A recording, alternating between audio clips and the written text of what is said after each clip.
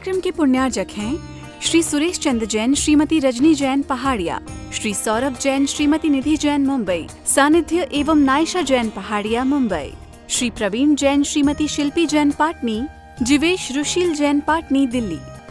स्वर्गीय श्री नागराज सगरी की पुण्य स्मृति में 32 शेषाद्री रोड, आनंदा राव सर्किल, बेंगलुरु। श्रीमती शोभा नागराज सगरी, बेंगलुरु। पुत्री सौभाग्यवती रेखा मोहन कुमार वणकुद्रे, दामाद श्री मोहन कुमार वणकुद्रे, पौत्री कुमारी निकिता मोहन कुमार वणकुद्रे, पौत्री दामाद सौभाग्यवती रचिता करण पाटिल, पुत्री सौभाग्यवती प्रतिभा सदन, दामाद श्री सदन कुमार, पौत्री अर्घ्य सदन, पौत्र आगम सदन, बेंगलुरु, पुत्री सौभाग्यवती सची देवी रवि कड़बी, दामाद रवि कड़बी, पौत्र माहिन रवि कड़बी, पौत्री मनस्वी रवि कड़बी, बेंगलुरु। श्री सुनील जैन सपरिवार लखनऊ एवं श्री अभय जैन दामाद जी सपरिवार हैदराबाद। सपने ऊंचे देखने में क्या कमी रखना, हमेशा कहा था थिंक बिग, ड्रीम बिग, है ना। एम फॉर द ऊंचा सपना देखो, ऊंचा सोचो, ऊंचे की भावना रखो, ऊंचे की रखना चाहिए, ऊंचा बोलो, ये होता है ना। जब तक ऊंचा देखोगे नहीं, जब तक ऊंचा सोचोगे नहीं, तो ऊंचा पहुंचोगे कैसे, पहुंच ही नहीं पाएंगे। सम्यक दृष्टि की पहचान होती है, सम्यक दृष्टि संसारी दशा में अपने भगवत पद को देख लेता है। यही है शुद्ध निश्चय नय, संसारी दृष्टि में अपने भगवत पद को देख लेता है। वो कोई कॉम्प्रोमाइज नहीं करता। मैं तीर्थंकर की पोस्ट से नीचे कॉम्प्रोमाइज नहीं करूंगा, बोले सामान्य केवली भी नहीं चाहिए मुझे सामान्य केवली भी नहीं, बोले तीर्थंकर वही पंच कल्याणक वाले तीर्थंकर चाहिए, बोले 2 वाले भी नहीं, 3 वाले भी नहीं, 5, उससे भी कम में कॉम्प्रोमाइज करना है। इतनी बड़ी सोच है। महाराज आचार्य श्री की एक किताब है 16 कारण भावना पर, जब वो पढ़ी थी तब एक भाव उस वक्त आया था, बट वो रहा नहीं, टिका नहीं दिमाग में। तो एक नया विजन देखते हैं आपको आज। जब भी भगवान के दर्शन करने आओ, यह विजन लेकर के आओ। कौन सा विजन? इसमें कोई अभिनय का भाव नहीं आएगा। ये मत सोचना भगवान का सिंहासन इतना ऊंचा है, वे तो 3 लोक के नाते, वे तो तीर्थंकर पद के धारी हैं, उनके पंच कल्याणक हुए हैं, समस्त कर्मों को जिन्होंने नष्ट कर दिया, मैं तो संसारी दशा में हूं, कर्मों को लेकर के बैठा हूं। अरे अशुद्ध की दशा में जो शुद्ध को देखना सीख जाता है, वो ही शुद्ध एक दिन हो पाता है, नहीं तो वो शुद्ध हो ही नहीं पाएगा कभी भी। जिसका विश्वास अशुद्ध दशा में ही जागता है, वही ऊपर पहुंच सकता है, नहीं तो कहीं नहीं पहुंच पाएगा, कभी नहीं पहुंच पाएगा। वैसा देखने के लिए उतना साहस चाहिए। जब अंदर से साहस पैदा हो जाएगा ना, जिस दिन ये साहस पैदा हो जाएगा, उसी दिन से आपकी जिंदगी बदल जाएगी, आपकी सोच बदल जाएगी, आपका ज्ञान बदल जाएगा, आपका आचरण बदल जाएगा, आपके दर्शन करने का ढंग बदल जाएगा, आपके पूजन करने का ढंग बदल जाएगा, आपके व्रत उपवास करने का ढंग बदल जाएगा, आपके मंदिर आने का ढंग बदल जाएगा। बस ये सोच पैदा करो। सब बड़े कमजोर सोच लेकर के बैठे हैं, मन में भाव ही नहीं आता। अरे जैन धर्म तो ऐसा विशाल धर्म है, हमारे भगवान तो ऐसे भगवान हैं, वे अपने भक्त को कभी भी भक्त के रूप में देखना ही नहीं चाहते हैं। वे वही चाहते हैं कि मेरा हर भक्त मेरे साथ आकर के बैठे, मेरे पास आकर के बैठे, जिस पोजीशन को मैंने पाई है वही पोजीशन उसे भी मिले। इस कारण हमारे सारे सिद्ध एक जैसे हैं, कोई अंतर नहीं। भले ही वो तीर्थंकर बनकर के सिद्ध हुए हों, भले ही 1 कोटि साल पहले हो गए हों, भले ही वो प्रथम तीर्थंकर के हों के रूप में हों, चाहे वो सामान्य केवली वाले हों, उसी में सब समा जाते, वहाँ कोई भेद नहीं रहता।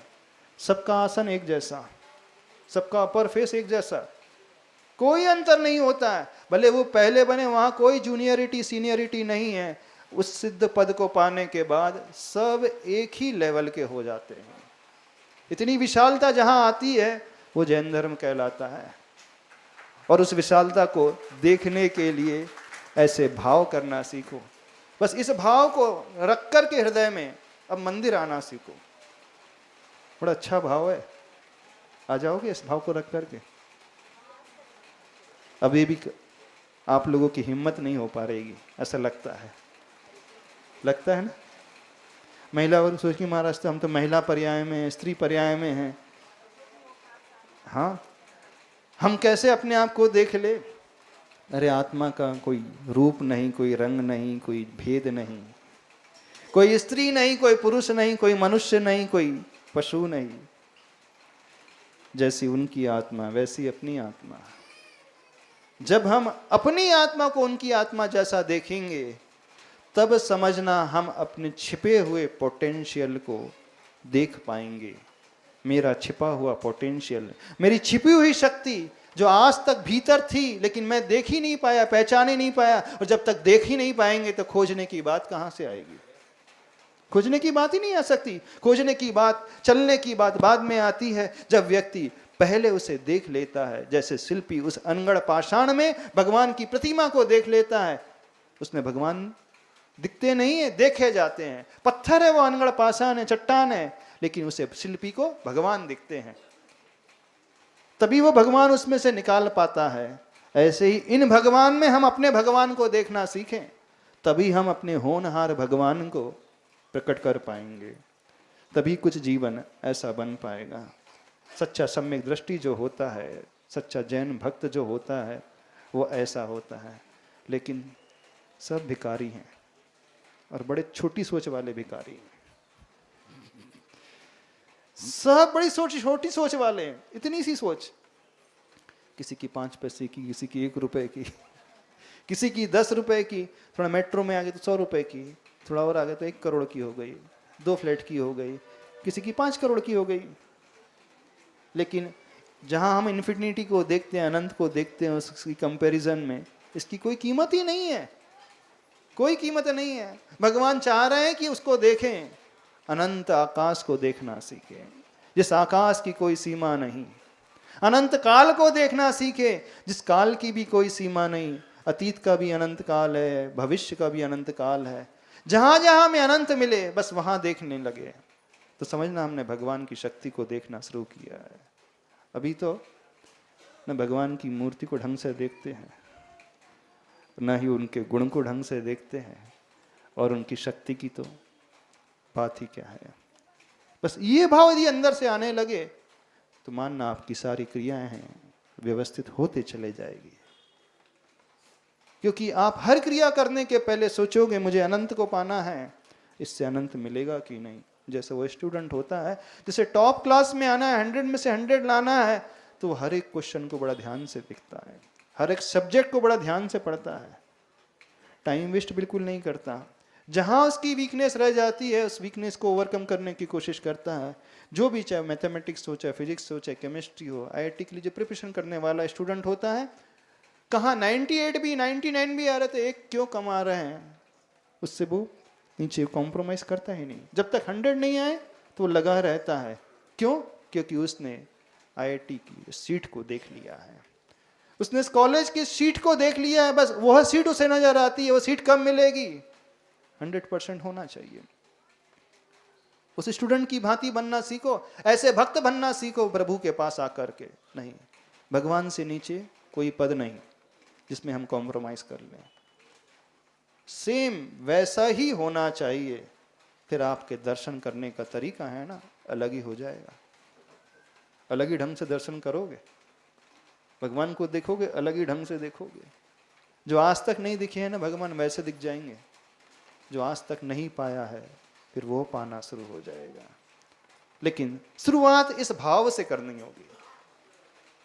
करो, कोशिश करो, कोई डरने की जरूरत नहीं, घबराने की जरूरत नहीं है। यदि हम ऐसा सोच लें तो ये हमारे सीमा का उल्लंघन माना जाएगा, ये तो ठीक नहीं है, ये तो अपन मर्यादा को क्रॉस कर रहे हैं, अपन तो भक्त हैं, भगवान इतने ऊंचे हैं, भक्त थोड़ी वहां तक पहुंच सकता है।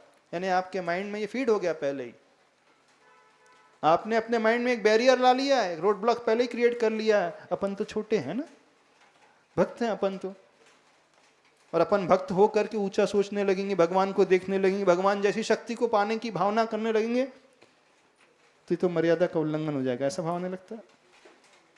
अभी भी नहीं सोचोगे ना आप भगवान को इस रूप से, देख लोगे अपने आप को भगवान के बाजू में। अच्छा, कितने लोग देखेंगे अपने आप को भगवान के बाजू में? अभी भी डर लग रहा है कई लोगों को, डर लग रहा है ना। हाँ, हाँ क्या है, हाँ क्या स्त्री पर्याय में क्या हो रहा है? स्त्री, अच्छा हम खड़े करके बोलना क्या? हाँ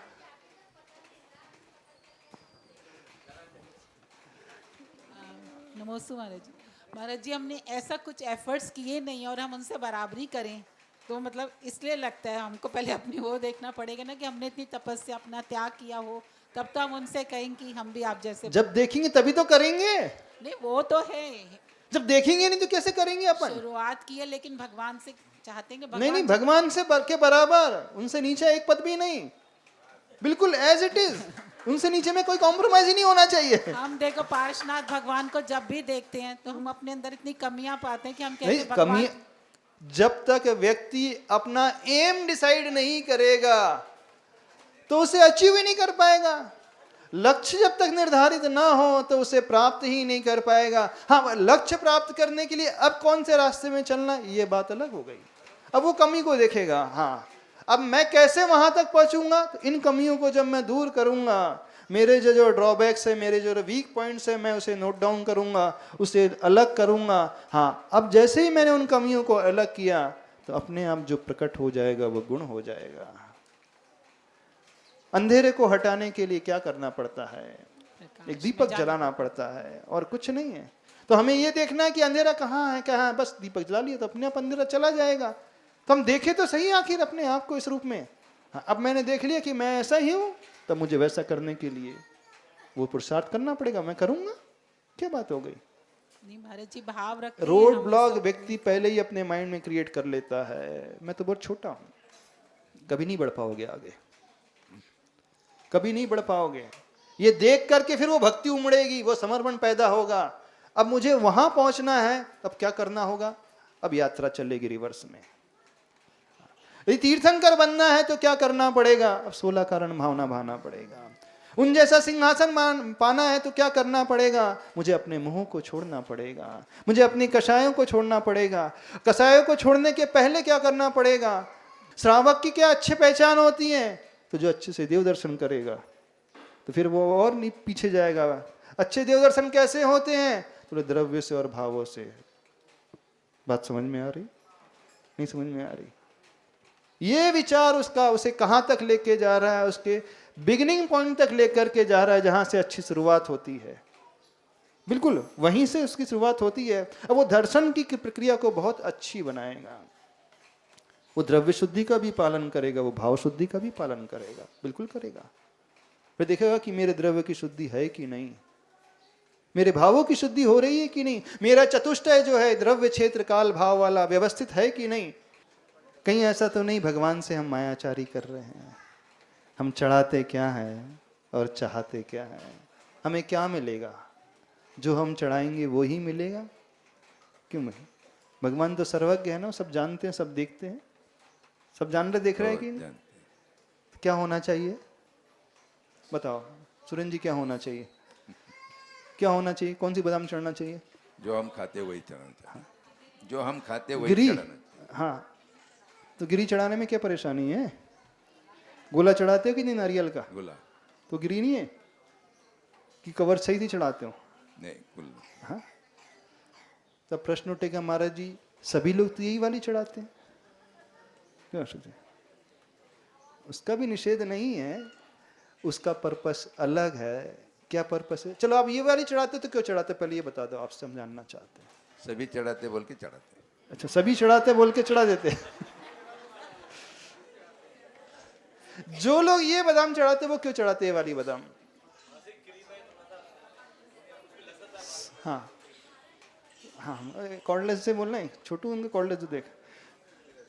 जो लोग ये पूजा वाली बादाम चढ़ाते हैं, बहुत सारे लोग पूजा वाली बादाम चढ़ाते ना, वो बजने वाली कड़वी बादाम, कड़वी बादाम ही है ना कि मीठी बादाम निकलती उसकी गिरी, कड़वी रहती मीठी रहती, कड़वी रहती। हाँ, कड़वी बादाम क्यों चढ़ाते हो? नमस्ते महाराज जी।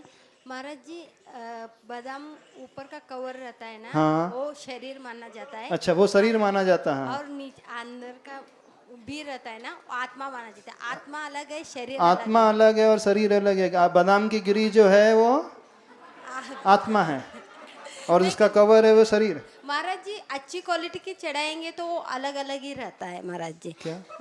थोड़ा सा बड़ा वाला बादाम चढ़ाएंगे ना, हाँ। उसमें अंदर का बी भी बड़ा रहता है। हाँ, उसका बीज भी बड़ा रहता है। हाँ, उद्देश्य बात जो है यही है। इस भाव को रख करके चढ़ा रहे हो तो चढ़ा सकते हो, लेकिन देखा देखी चढ़ा रहे हो तो नहीं। लेकिन होना क्या चाहिए, उत्तम से उत्तम द्रव्य चढ़ाना सीखो।